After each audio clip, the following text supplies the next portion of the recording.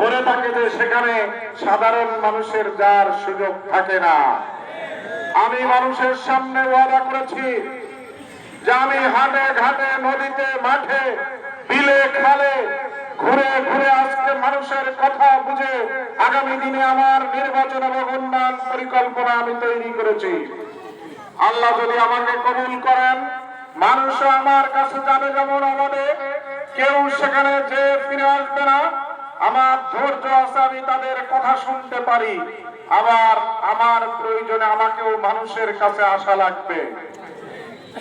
আমি এমপিতে দাঁড়ানোর পরে আল্লাহর কাছে দোয়া করি যে আল্লাহ, আমার সবচেয়ে বড় চাওয়া পাওয়া হলো জান্নাত।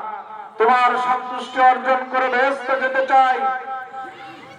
এই এমপি হওয়া যদি আমার বেহেশতে যাওয়ার পথে বিন্দুমাত্র বাধা সৃষ্টি করে, তাহলে আমি আজকে তোমার কাছে অনুরোধ করছি, তুমি আমাকে এমপি বানাবা না। কেউ কি এমপিতে দাঁড়ায় এসে আল্লাহর কাছে এই দোয়া করে? কিন্তু আমি সেই দোয়া করি।